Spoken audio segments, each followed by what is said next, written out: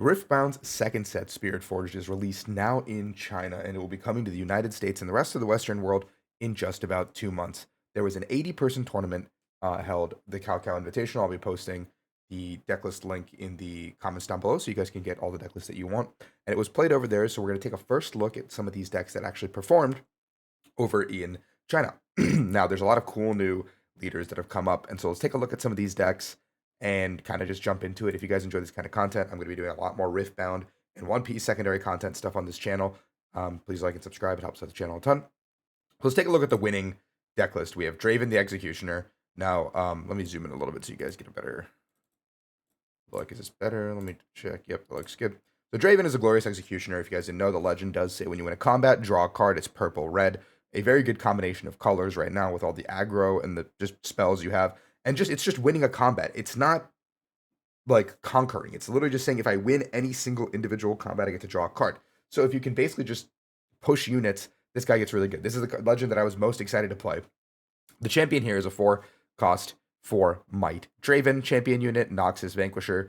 When I win a combat, play a gold gear token, Exhausted. When I attack or defend, you may pay 1 red mana. If you do, give me +2 might this turn. So basically, you can do this at any given point to do it, and you can basically just buff this guy up to a 6 might unit. Now, the deck has a couple of cool units in here. You have Gem Jammer, which is a 2-cost 2 might. One of your small guys you want to play on turn 1, kind of your tempo turn. You can give someone ganking as well when you play it. So basically, you can have like one big unit, give it ganking, it gets in there, does a ton of damage, it comes back out, however you want to do it. You have Overzealous Fan, 2/2. When you defend, you may kill me to move an attacking units to its base. So basically, just give it up, send the unit back to its base. You don't necessarily win the combat, but yeah. Then you have Treasure Hunter, 2/1. When I move, play a gold gear token, Exhausted. So basically, just you can keep stacking up these gold gear tokens as you're going with the Treasure Hunter. And just for any move, which is kind of cool. You Fizz the Trickster. I think this unit is one of the most underrated / like best units in the new set. It's 3-cost, 3 might, and you have to tuck a purple.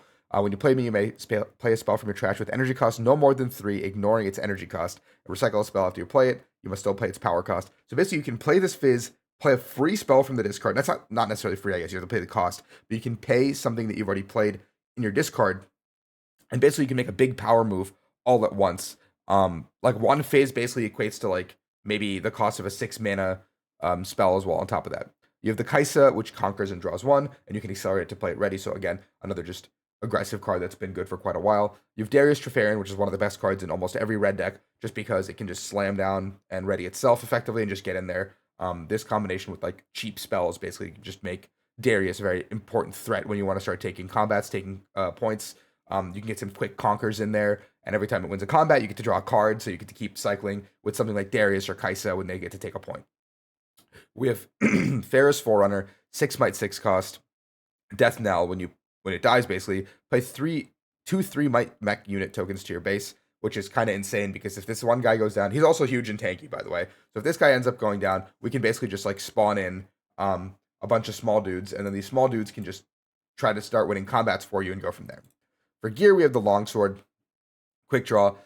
This has reaction when you play it, attached to a unit you control. Basically, you can equip it to give something 2 might. Now, gear equipment is basically just like gear equipment, specifically something you equip to a unit.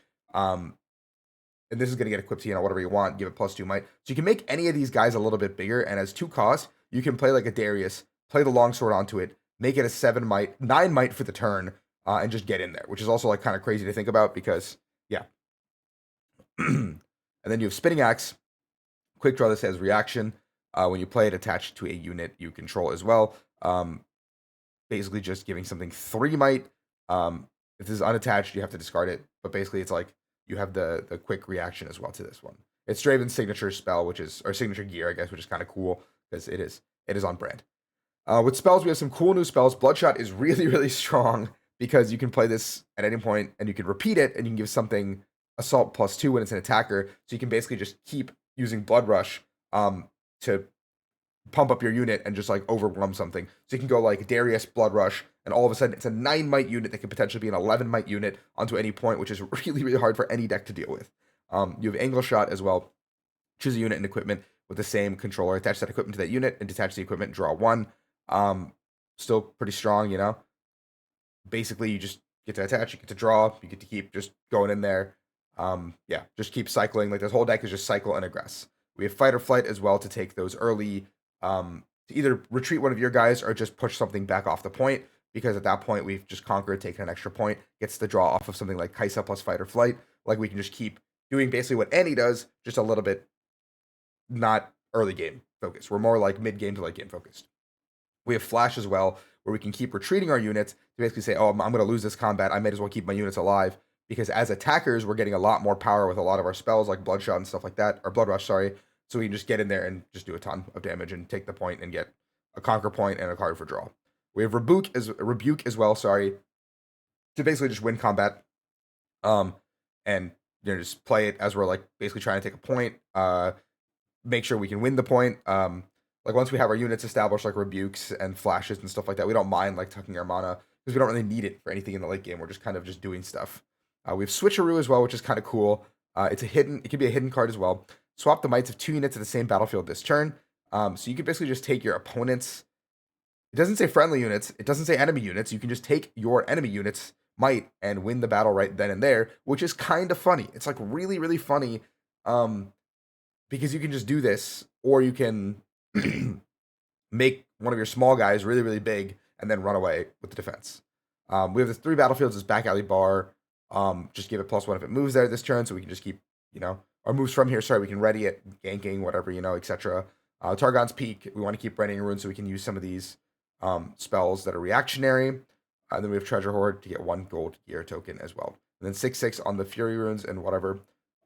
That is the Draven winning deck. You guys can take a look at some of the other decks. I'm going to leave the link in the comment below. Irelia, another really cool new deck. Ornn is one that I'm also very excited for. But as you guys can see, there was 3 Draven in the top 8. So Draven is the brand new boogeyman, I guess, of the set. It's coming out. It's going to be a little bit more scary to deal with. And then we have cards like Irelia here that are going to contest it as well, which is pretty good. So you guys can take a look at it yourself. I'm going to continue to do some Riftbound content.